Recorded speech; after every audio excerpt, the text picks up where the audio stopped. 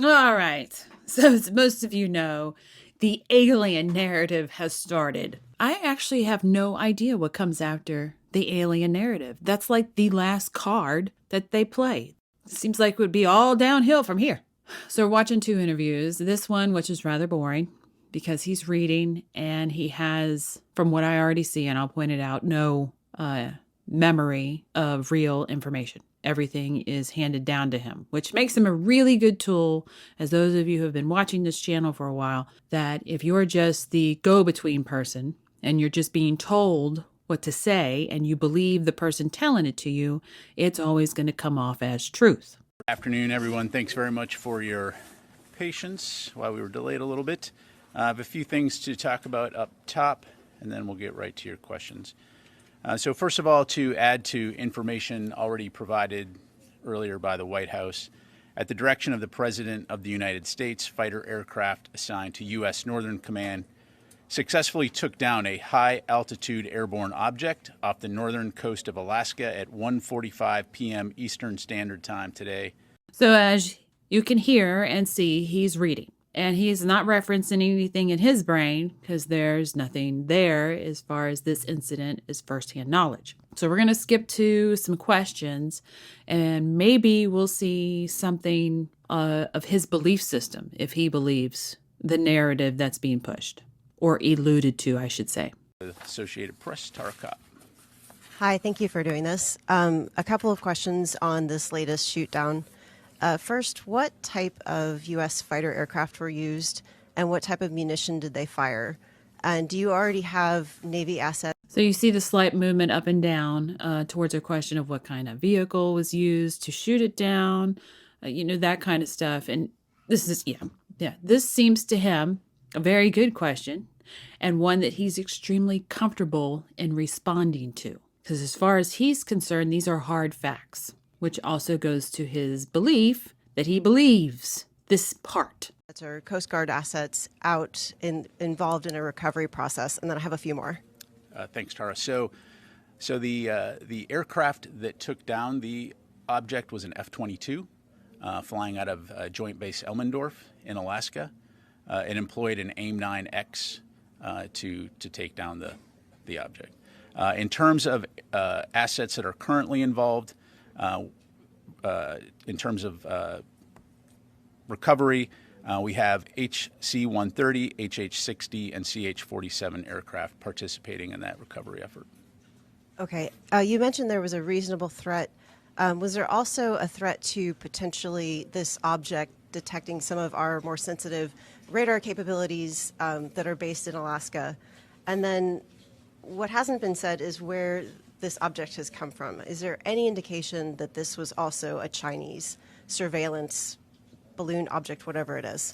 Yeah, so at this point... So and then again, you see that up and down movement, especially because I'm curious where his belief system is. Chinese reconnaissance balloon again, if that is even what it is. And you see the up and down movement in his mind as he goes to that. So we see a belief system into that. His verbal response, though... We don't know the origin of the object. Again, we will know more once we're able to potentially recover some of those materials. But the primary concern, again, was the potential hazard to civil flight. And so, again, we'll know more later. Thank you. No perceived threat to any of the radar installations that we have based in Alaska? Again, right now, we'll know more once we assess it. We'll just leave it at that. Thank you. Liz.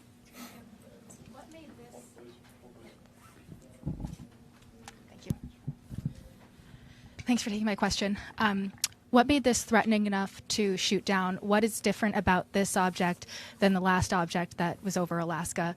Because it was chosen not to shoot the last one down over Alaska.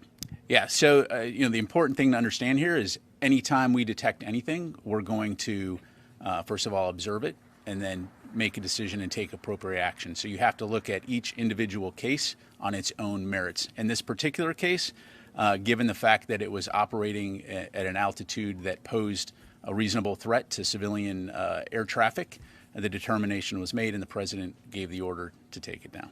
Was there a specific threat, a specific civilian air traffic incident that could have happened? Again, as you well know, civilian aircraft operate, at a variety of ranges up to 40 to 45,000 feet. So again, there was a reasonable concern that this could present a threat to or a potential hazard to civilian air traffic. So let me. Question. Yep. Has Secretary Austin reached out to his Chinese counterpart or any other counterparts at all since this has been tracked? Since this particular object, no. Let me go here, and then I'll come over to Oren.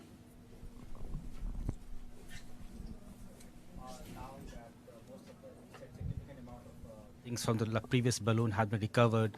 What additional information you have now about the capabilities of that balloon?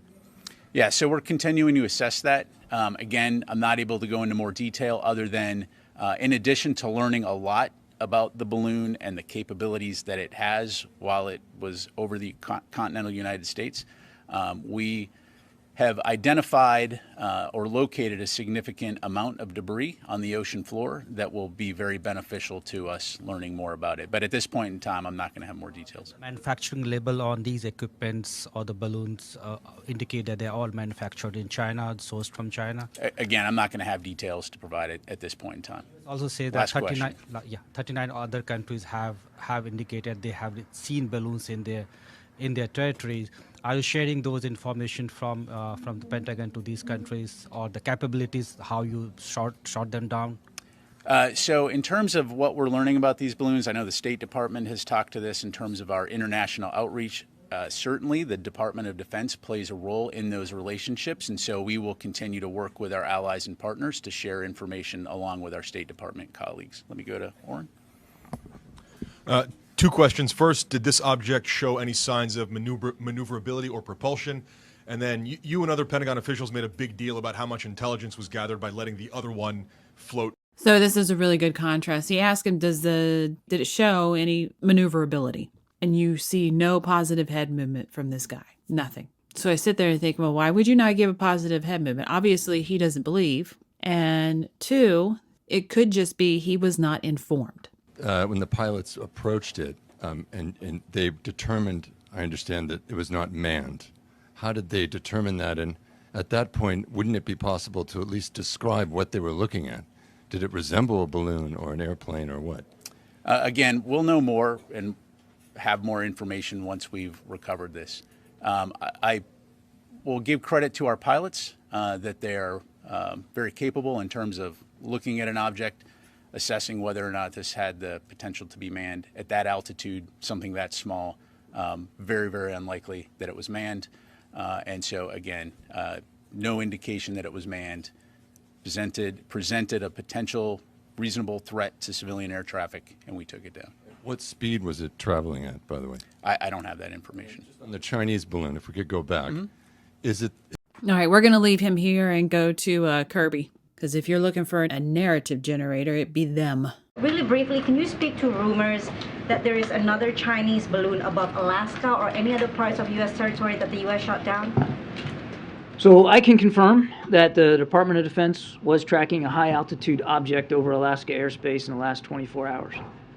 He can confirm, and he's reading, which if you all know this man, he doesn't really like to read his statements. And the only reason he does it, and when he does, is because he's trying to stay within the boundaries of a narrative. And going outside of that, he tends not to want to do anything but read. He has gone tight-lipped as he started this. The object was flying at an altitude of 40,000 feet and posed a reasonable threat to the safety of civilian flight. Out of an abundance of caution and at the recommendation of the Pentagon, President Biden ordered the military to down the object, and they did, and it came inside our territorial waters. Those waters right now are frozen, but inside territorial airspace and over territorial waters.